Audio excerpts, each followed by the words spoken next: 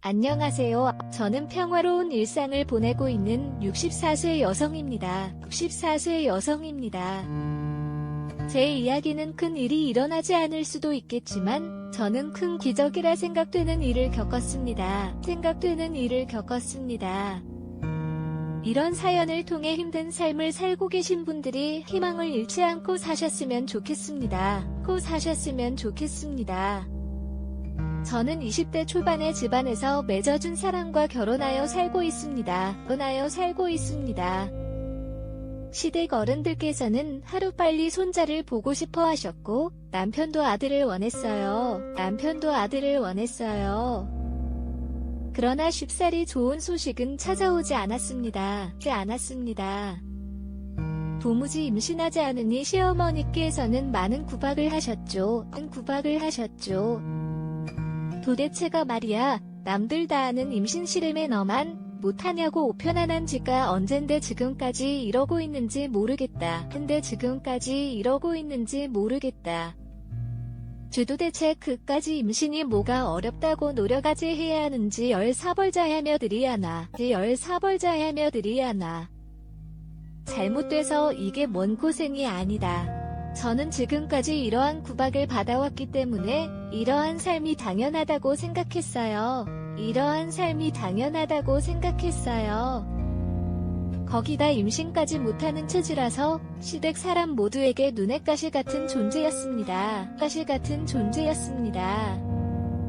이러한 상황에서 저조차도 저 자신이 싫어주더군요.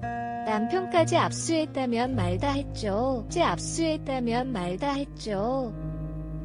그러던 차에 남편이었던 젊은 여자를 데리고 집에 들어왔습니다. 당신 옆에 이 여자는 누구예요? 난 당신한테 할 말 없으니까 이 사람에 대해서 궁금해하고든 어머니께 어쩌다 파자. 짐도 불겸 이제부터 지낼 곳을 살펴봐야지. 우리는 들어갑시다. 어딜 들어가요? 거긴 우리 방이잖아요. 남편의 팔을 붙잡으며 들어가는 것은 말리지 않았습니다. 소리를 듣고 나온 시어머니께서 제 옷을 마당에 던지며 한 소리셨습니다. 어디서 재수없게 여자가 소리를 질러 당장 대중 가지고 섞어지거라. 후문이 그게 무슨 말씀이세요? 왜 갑자기라니까. 그럼에도 못 낳는 너를 평생이 집에 토약이 있느냐. 더 늦기 전에 얼른 더 내쫓고 내 아들 삼장가 드려야겠습니까? 저는 한순간에 집에서 쫓겨나 울고불고 문에 매달리며 남편과 어머니를 불렀지만 그 누구도 문을 열어주지 않았어요. 쫓겨난 마당에 어디로 가야 할지도 몰랐고 결혼하고 나서 친정에 잘 못 갔는데 돌아가는 것도 마음이 참 어려웠습니다. 결국 친정 문을 두드렸어요. 한참을 고민하다 추위에 벌벌 떨며 문을 열고 나온 엄마는 제 몰골을 보고 많이 놀라셨을 테니까 아이를 낳지 못해 시댁에서 쫓겨났다는 말에 친정 가족들 모두 속상해하면서도 저를 어찌하면 좋을지 곤란해하더군요. 아버지는 쫓겨난 딸이 창피한 이 밖에 돌아다니지 말고 집에만 있으라고 했죠. 그러다 며칠 후 엄마께서 진지한 표정으로 제게 말씀하셨습니다. 비록 한 번 결혼해서 실패했지만 그래도 내 나이가 젊잖아. 둘 사이에도 없었으니까 다시 시작해도 되지 않겠어? 그 말은 또 시집가는 소리야에 못나서 쫓겨난 마당에 누가 이런 나랑 결혼하고 싶어 하겠어? 누구든 없겠어. 찾자고 마음먹으면 내 짝될 사람 얼마든지 있지. 그리고 원래 임신이란 게 쫓기듯이 준비하면 잘 들어서지도 않는 법이야. 들어서지도 않는 법이야. 그냥 인생 경험했다고 생각하고 좋은 사람 만나서 다시 시작하자. 엄마가 주변에서 선자리 좀 알아볼 테니까 알겠지. 그래도 난 아직 어이구 이거 사네 아버지 줌바 시집간 딸 쫓겨나 다시 왔다고 얼마나 꼴보기 싫어. 아냐, 너 계속 이러고 집에 있다간 내 아버지가 더 만놈한테 팔아보일지도 몰라. 저는 엄마의 설득에 못 이겨 어쩔 수 없이 재혼 생각을 해보겠다고 했습니다. 그러니까 그냥 엄마가 하라는 대로 해.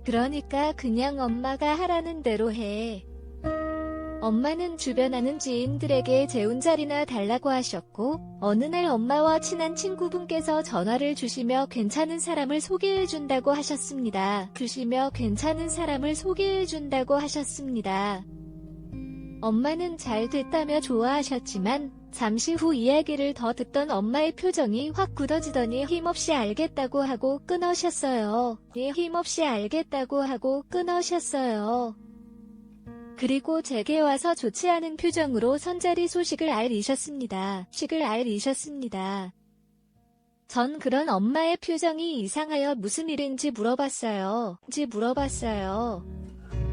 엄마 친구한테 전화 왔는데 애 괜찮은 사람 하나 있다고 하더라. 조만간 자리 만들어 볼 테니까 그런 줄 알아? 엄마 그런데 표정이 왜 안 좋아? 뭔 문제라도 있는 사람처럼 통할 때 괜찮은 사람이 있다고 좋아하더니 지금은 표정이 안 좋네. 아 크게야 그래. 뭐 좋아하더니 지금은 표정이 안 좋네. 아 크게야 그래. 어차피 너도 알게 될 텐데 뭐. 너한테 숨긴다고 뭐가 달라지게? 네 엄마랑 오랜 친구인 아주 말지. 그럼 부잣집에 시집 잘 갔다고 엄마가 되게 부러워했잖아. 그래. 그 친구가 알아봐준 사람인데 돈도 많고 부자래. 그런데 그 남자 믿도록 자식 둘이 딸려 있다고 하더구나. 처음에 부잣집 남자라고 해서 뭐가 쇼 있다라고 재혼하려 그러나 했더니 글쎄 자식이 있다고 하네. 어머, 그거 무슨 성가 아니야? 땅 괜찮아 삼장 같은 사람도 아니고 새로 재혼하는 처지잖아. 아무리 그래도 덜한 칸이 결혼했어도 넌 아이 한 번 낳지 않은 처지인데 그 남자는 아이가 둘이나 달렸다고 하니 기분이 영 그렇네. 그래도 뭐 어쩌겠어. 내가 딱히 내 소조건은 아니잖아. 아요 크래프. 안 그래도 엄마 마음이 편치 않아. 그것도 그렇담. 하지만 엄마 친구가 사람 보는 눈은 좋으니까 한번 만나보기만 해라. 아무리 재혼자라고 해도 아이돌 딸린 남자를 딸에게 소개해주는 것이 맞는 일인지 선뜻 내켜하지. 그래도 아이를 제외하고 본다면 집도 잘 살고 능력 좋은 사람이라 생각하셨는지 나누셨지만 제게 한번 만나보는 것도 나쁘지 않을 것 같다고 하셨습니다. 저는 엄마의 말을 듣고 그 남자를 만나게 되었죠. 그런데 별 기대 없이 만나게 된 그 남자는 생각보다 정말 괜찮은 사람이었습니다. 전 남편과는 전혀 다르게 매우 다정다감한 성격이었죠. 그리고 그 남자도 저를 처음 보자마자 마음에 들었다고 했습니다. 몇 번 더 서로 호감을 느끼고 만남을 이어오다 남자는 제게 재혼하자고 했습니다. 그리고 덧붙여 전처 이야기를 꺼냈고 요전초도 당신처럼 참 순박하고 따뜻한 사람이었어요. 일란성 쌍둥이를 임신하고 출산할 때 몸이 약했던 아내는 이어서 이자를 낳다가 그만 하늘로 가버렸죠. 그 뒤로 아이들은 따로 돌봄 아주머니가 봐주시는데 엄마께서 젊은 나이에 남자 혼자 아이들 키우기 어렵다고 자구재운 하라고 하셨거든요. 그런데 이렇게 당신을 만나게 돼서 참 다행이라고 생각이 들어요. 아마 다른 사람이라면 재혼 생각 못했을 겁니다. 당신이기 때문에 다시 생각할 수 있었고요. 그래서 하는 말인데 우리 서로 그만 고민하고 결혼합시다. 가정 안정을 바라며 재혼한 남편과 아이 둘. 하지만 아이가 생기지 않아 슬퍼하던 중 부부는 아이를 낳지 못한다는 것을 받아들이고 서로의 상처를 치유하며 살아가기로 결심합니다.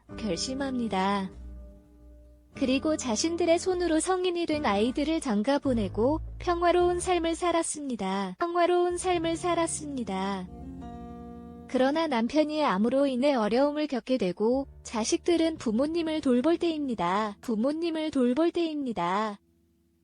그러나 남편은 여전히 따뜻한 마음으로 제 곁을 지켜주며 저를 위로하고 안아주는 모습을 보여주어 함께 어려운 시간을 이겨냅니다.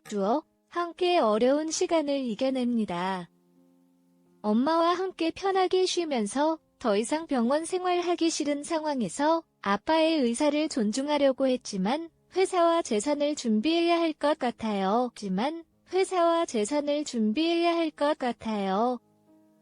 그리고 남편과 함께 건강 회복에 힘썼지만 결국 병원에 입원하게 되었고 그리고 더 이상 옆에 없는 남편의 빈자리가 더 크게 느껴졌어요. 조금씩 기운을 내고 나아가며 부동산 사장님과의 문제도 해결하고 아들에게 전화를 했더니 알아보고 있다는 말을 들었어요.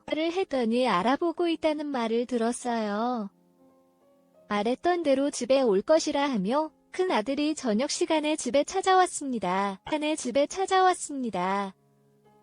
함께 오랜만에 먹는 자식들이 좋아하는 음식을 준비했는데 소고기와 오이를 준비해서 요리를 해봤는데 잘 맞았어요. 회사에서 일이 많은 것 같아서 서로 연락도 없고 얼굴도 안 보이는데